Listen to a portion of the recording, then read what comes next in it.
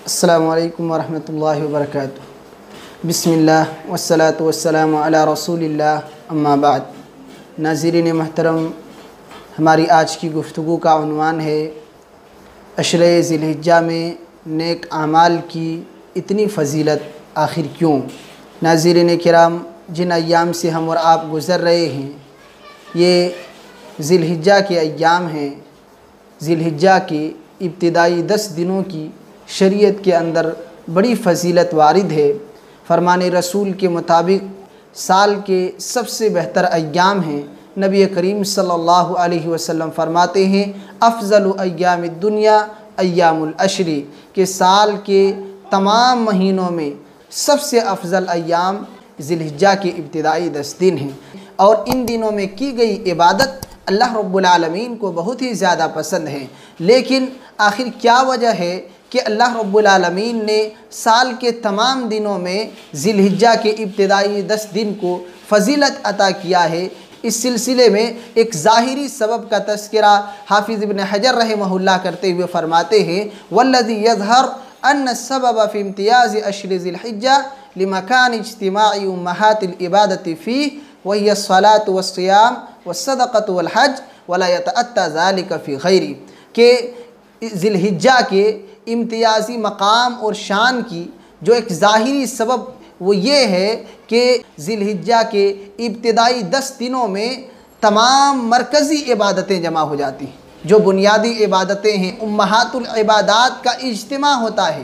سال کے دیگر ایام میں اس طریقے سے بڑی بڑی عبادتیں ایک ساتھ جمع نہیں ہوتی ہیں، جیسے نماز ہیں، روزہ ہیں، حج ہیں، صدقہ و خیرات ہیں۔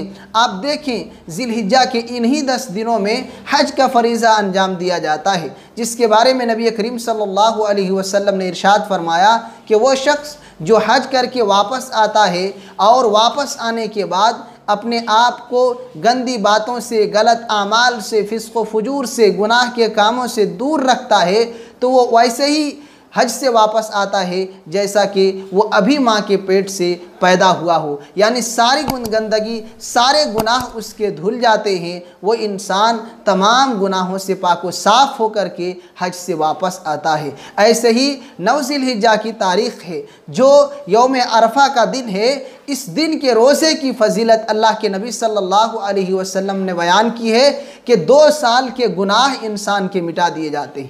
1 سال پچھلے اور 1 سال آنے والے 2 سال کے چھوٹے چھوٹے سارے گناہ مٹا دیے جاتے ہیں۔ تو وہ روزہ بھی انہی 10 دنوں میں ہے۔ ایسے ہی قربانی بھی ہے جو نبی کریم صلی اللہ علیہ وسلم کی سنت ہے۔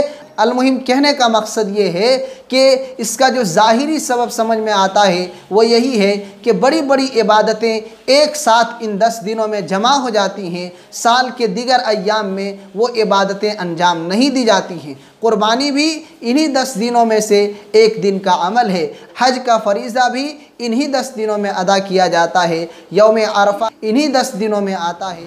ناظرین محترم، اگر آپ ہمارے چینل پیام محمدی کے نئے مہمان ہیں تو آپ سے گزارش ہے کہ ہمارے چینل کو ضرور سبسکرائب کریں، لائک کریں، کمنٹ کریں، اور اگر ہمارے ویڈیوز کو آپ فیس بک پر دیکھ رہے ہیں تو وہاں بھی ہمارا فیس بک پیج موجود ہے پیام محمدی، آپ لائک اور فالو کریں، اور زیادہ سے زیادہ صدقہ جاریہ کی نیت سے ہمارے ویڈیوز کو شیئر کریں۔ عین ممکن ہے کہ آپ کی وجہ سے کسی کی اصلاح ہو جائے۔ وجزاکم اللہ خیرا۔